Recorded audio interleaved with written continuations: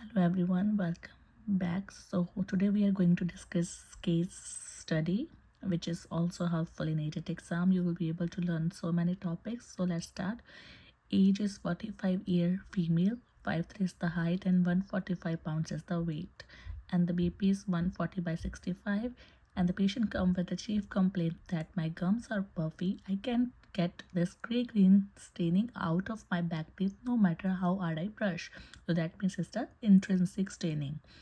And then there is a current medication which is like phenytoin, and patient medical history is epileptic and also have done the treatment of malaria. So these are the important points we can highlight. So first thing is the gray green staining, and then is like epileptic, and then for treatment of malaria, and then phenytoin is the current medication and patient travel agent. And this, now let's see the scenario. Patient present your office with a cosmetic concern about her appearance. As she states, her gums are red and puffy. During her oral exam, you note that the crowns of all her third molar, that is 1, 16, and 17 and 32, have gray-green tetracycline staining. So these are the questions. If you want to take a screenshot and want to attempt, you can take a screenshot first and you can attempt on your own, and then you can see the video to see the answer. So these are the 10 questions. So now let's start with the first question. So the first one is the certain medications like anticonvulsant, phenytoin are known for this particular and important dental side effect, that is drug-induced gingival like the enlargement. So this is for the drug-induced gingival enlargement. So the option is D. And then we have the second question, that is like based on the staining. Endogenous staining is an intrinsic staining of teeth that happen during tooth development, and exogenous is the staining that is acquired from an external source after tooth eruption. So this one is like example of like intrinsic is endogenous, that is inside. So the patient has intrinsic because they're not able to remove with brush or polishing.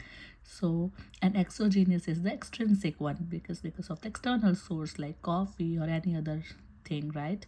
And we can remove the stains with the polishing. So the answer for this one is A. Both statements are true. Then we have the tetracycline antibiotics. In case of ADAT exam, when we are doing the pharmacology portion, so I will say focus on like the class of drugs, which class it belong, and then the mechanism of action.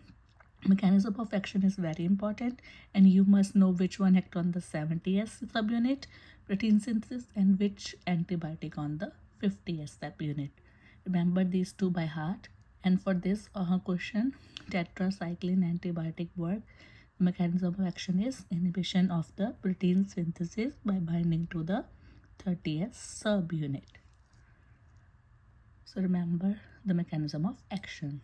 Let's move to the next question, that is, as the crown of 1, 16, 17 and 32 are stained, you know that the patient must have consumed tetracycline at approximately age when the crowns of these teeth are calcifying.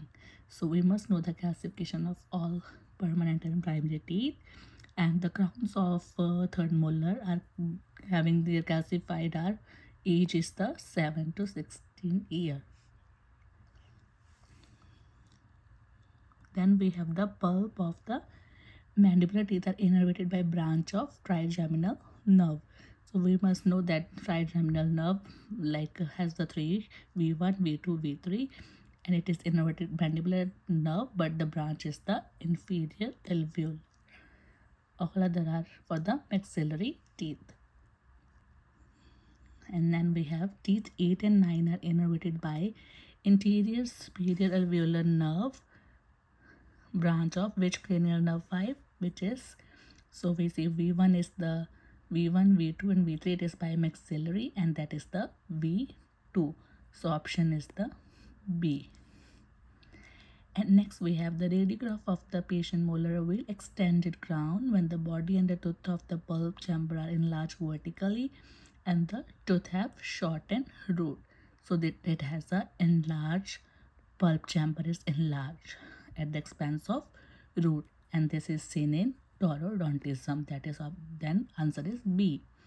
And these all things are very important because concrescence, enamel hyperplasia, cherubism, so many questions are asked in the ADAT exam on these topics. So remember all this by heart. And also this one, the nerve supply, you will get one or two question in real ADAT exam based on the nerve supply. So remember maxillary teeth and mandibular teeth, and which nerve supply the, like the mandibular teeth posterior to mental foramen and interior to mental foramen. So it is very important.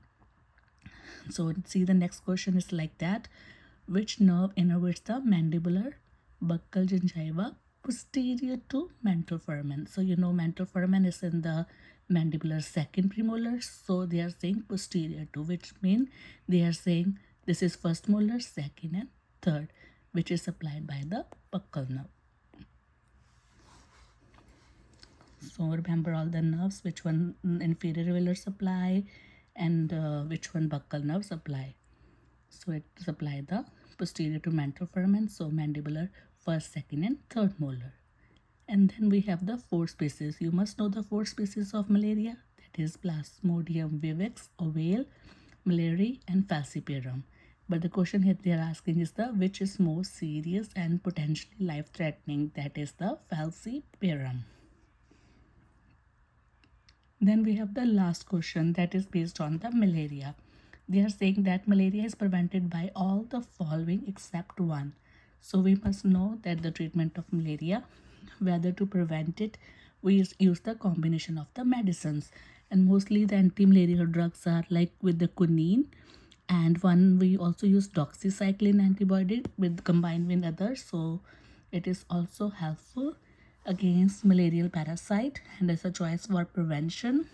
And all these are used for anti-malarial drug except the azithromycin.